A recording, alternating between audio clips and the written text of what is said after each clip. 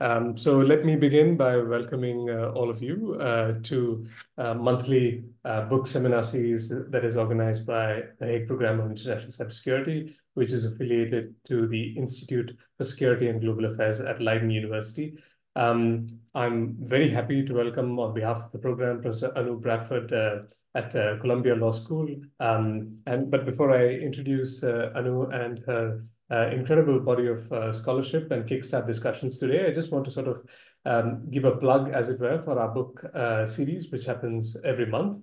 Many of you have been sort of recurring guests, as it were, on our seminar series. In March, we had a great discussion on semiconductors on a book titled When the Chips Are Down, a deep dive into a global crisis from an Indian perspective. We had two scholars based in Bangalore who offered us an incredible talk on the semiconductor crisis, as it were, from an Indian perspective. In February, we had Eric Gatske and John Lindsay talking about deterrence technology in global politics.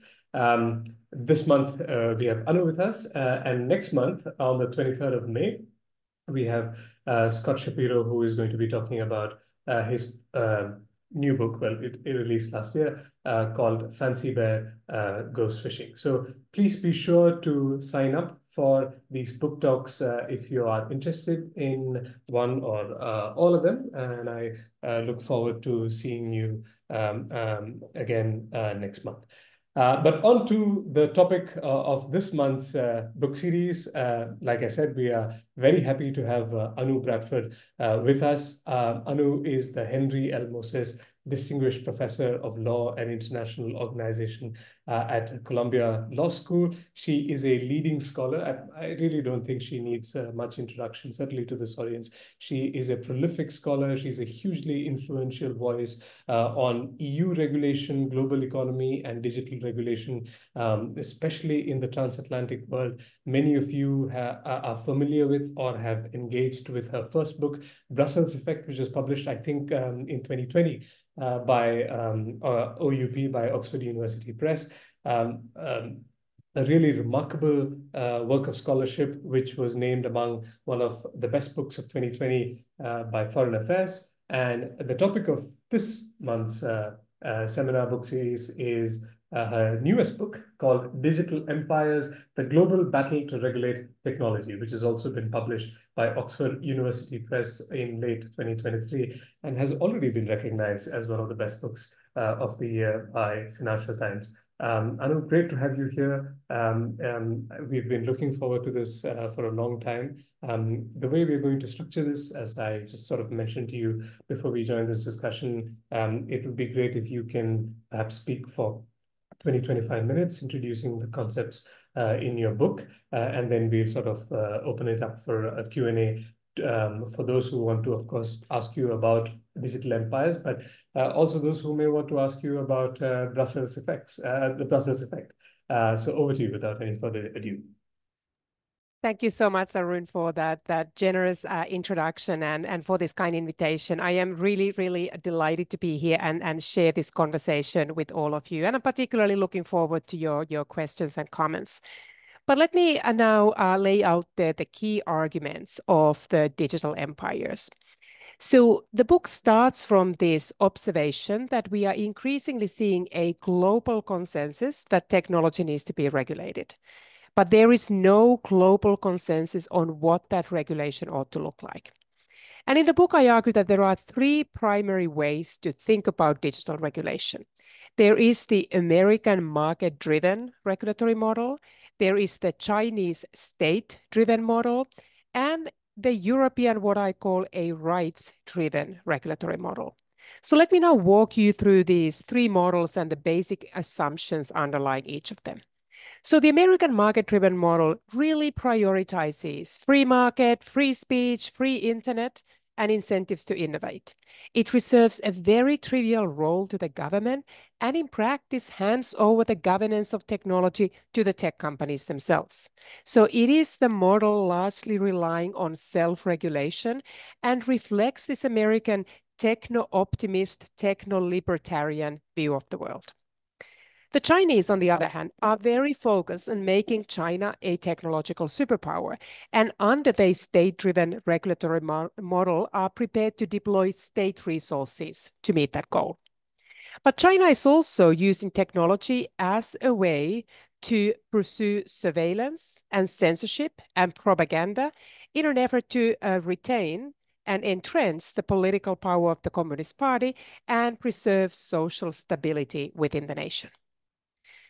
So the Europeans in this conversation are often portrayed as being forced to choose between the American and Chinese digital worlds, lacking a robust technology industry on their own. But in the book, I argue that the Europeans are not able to, nor are they forced to, choose between the US and China. The Chinese model for the Europeans is simply too oppressive, whereas the American model is too permissive. So the Europeans have charted their own third way forward by pursuing this notion of a human-centric digital transformation, where the protection of fundamental rights of individuals, the preservation of democratic structures of the society, and an accomplishment of a society, the digital society that is more fair, and characterized by redistribution of the benefits from digital transformation, including diverting some power away from the large platforms to small companies, to individual users, and to the society at large. So in sort of brief terms, these are the contours of the three models that I focus on. Obviously, one could say that are those the three models accurately described? Would there be a fourth model? Would India ought to be a fourth digital empire? But at this point, I argue that the primary divisions are between these three different visions of the world that has been entrenched in different types of regulatory frameworks. So you may wonder why I call these three leading regulatory and technology powers empires. And empires is a big word. It is a provocative word, and I admittedly use it more metaphorically. But at the same time, I think this metaphor is conceptually helpful for us because it helps us understand what is really going on. Because none of the three regulatory models are confined within the boundaries of the jurisdictions themselves. Instead, each one is proactively exporting its respective regulatory model abroad, and in that process, expanding its own relative sphere of influence. But what's interesting to me is that all of them are exporting something different. So the Americans are primarily exporting the private power of their tech companies. The US basically set these companies free to take over the world, and that is exactly what these tech companies have done. They have become now the companies that have a global footprint, and their services and products are used by users all around the world. And by using their products and services, these users are influenced by this techno-libertarian ethos that is built into these services and products themselves. So if I just give you one example, a Meta's Facebook has over 3 billion users in over 160 countries. That is part of the American digital empire. Chinese, on the other hand, they are primarily exporting what I call infrastructure power.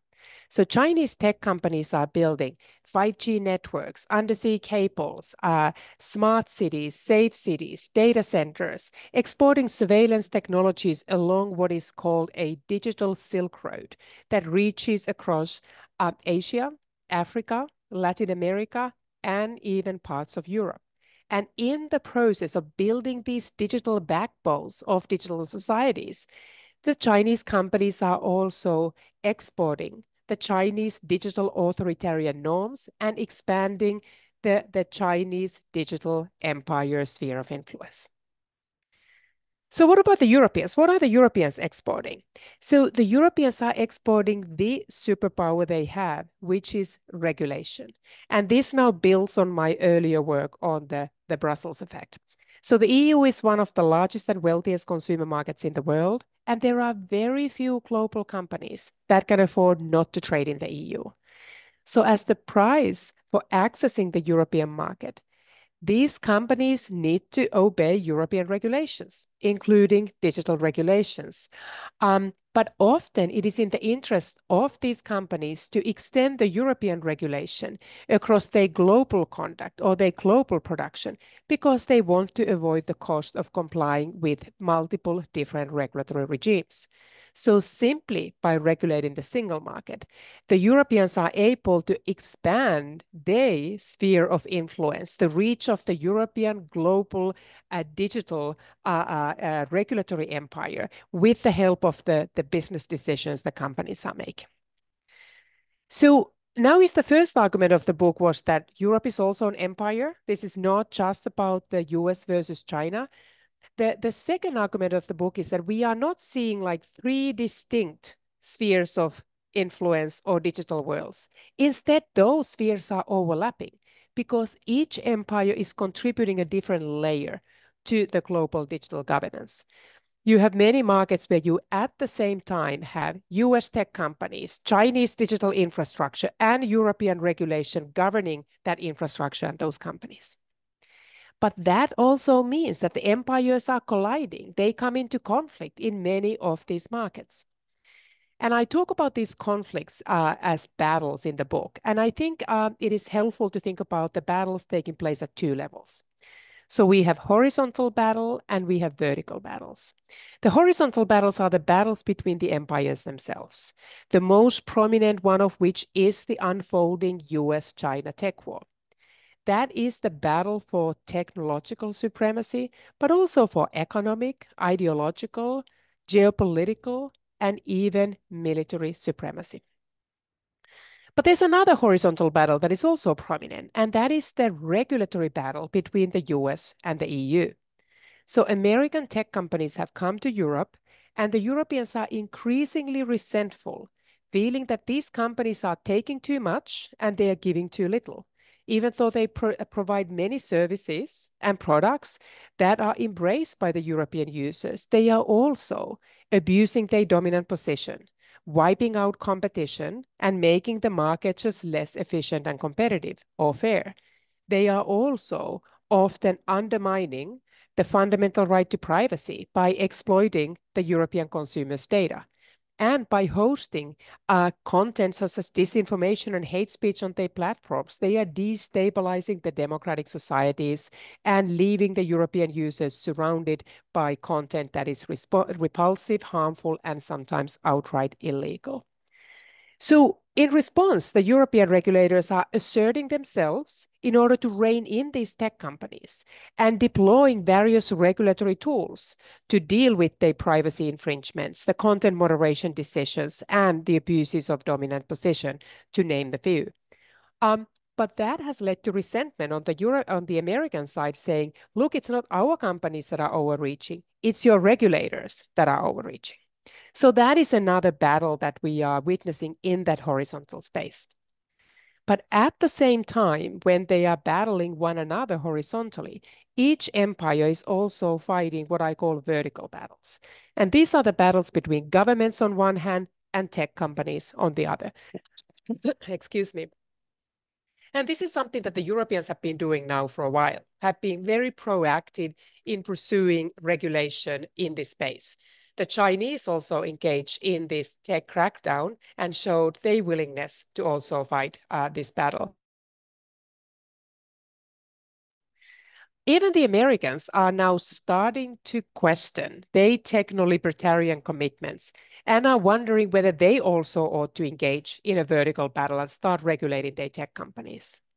But what is important to understand that these two levels of battles are closely interlinked. And that introduces elements of restraint to these battles. So for instance, the US, in considering whether it ought to adopt the federal privacy law, revive its antitrust tools to pursue binding AI regulation, all those vertical battles take place in the shadow of that horizontal US-China tech war. And the US is afraid of being too intrusive and aggressive vis-a-vis the tech companies in the vertical battle because it would erode the very tools that the US needs to prevail in the horizontal battle against China.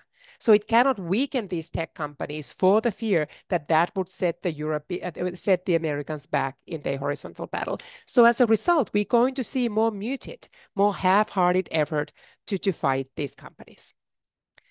So let me now move to the question that probably interests many of you is who wins this battle? So who is going to win the horizontal battle and who is going to win the vertical battle? So let me now offer a few predictions. And my first prediction is that the United States regulatory model is losing. There's a decreasing faith around the world and increasingly in the US that the market-driven model today is any more suitable to govern the challenges of today's digital society. So governments around the world, in the democratic world, are increasingly coalescing behind a variation of the European rights-driven model and pursuing regulation to rein in these companies. And as I mentioned, even the Americans are now rethinking whether the market-driven model is sustainable today. So if the US model is losing, that's good news for the Europeans because it means that there's greater uptake for the European-style rights-driven regulations. But I have three concerns about any European victory in this battle. So the first concern is this general presumption, including very strongly in the US, that the European model may be best in protecting the fundamental rights and advancing the public interest and creating a more fair digital society. But there's a question, is this model compatible with innovation? And many point to the tremendous success of the US in generating tech companies, and it has a lax regulatory framework.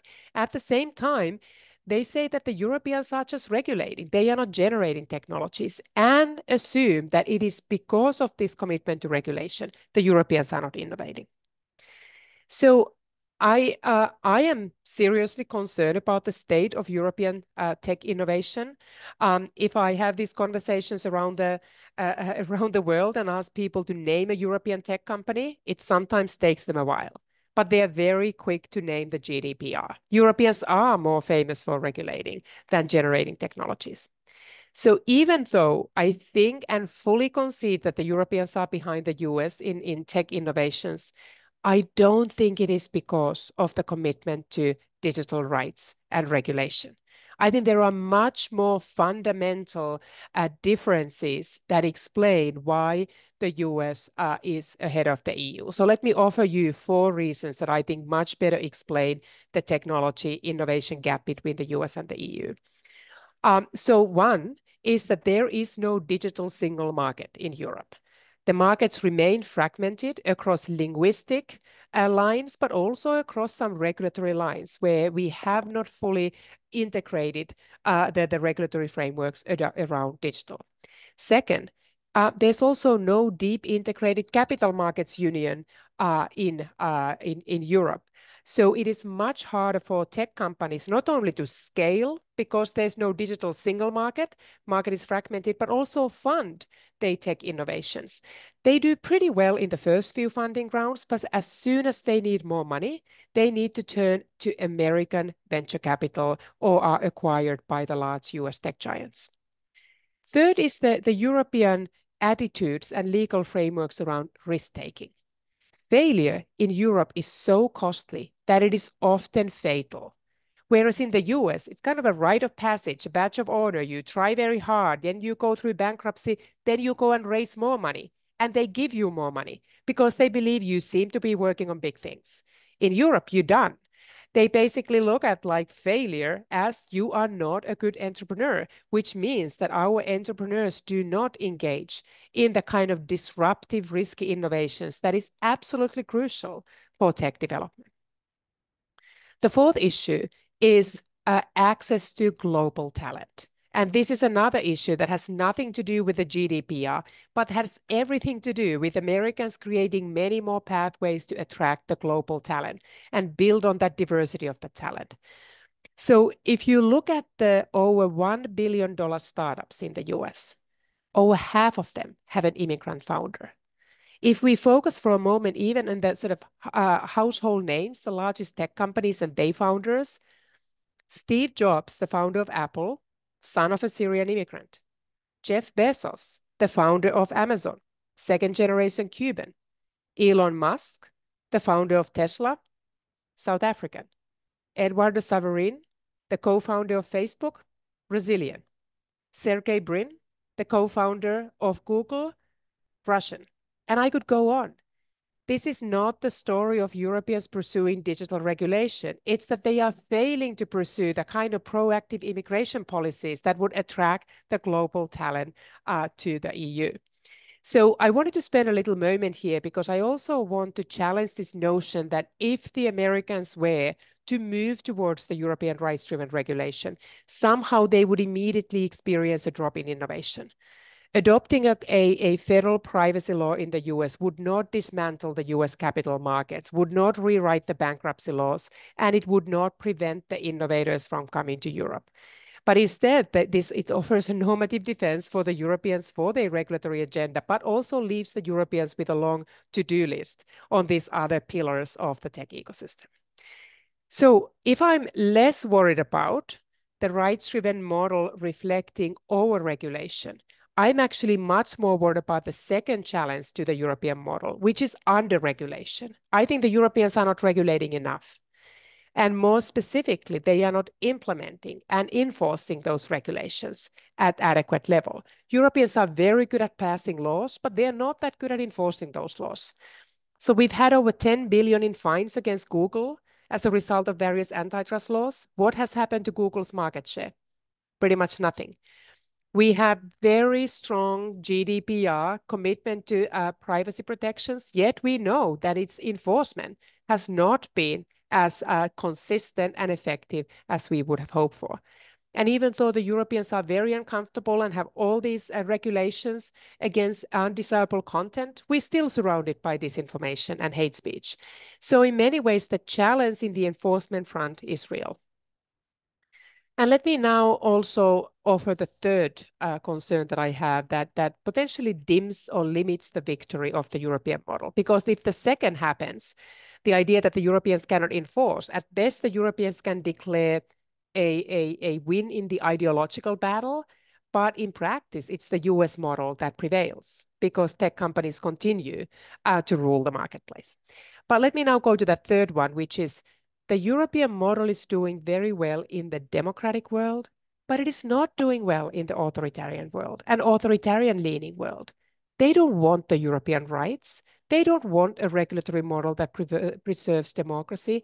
And this part of the world is growing every day.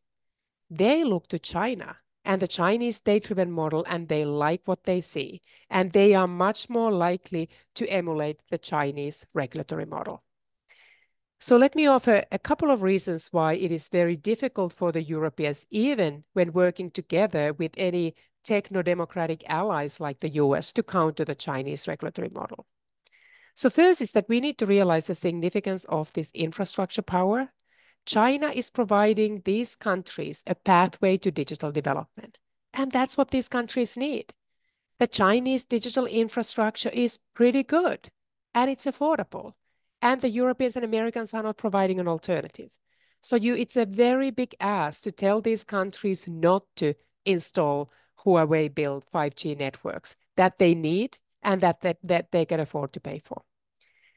A second sort of challenge in countering the appeal of the Chinese model, and I'm very uncomfortable making this argument. You know, when you work on a book and you write that paragraph and you really would not want to write, but you feel that it has to be there. So I say this with a sort of significant regret.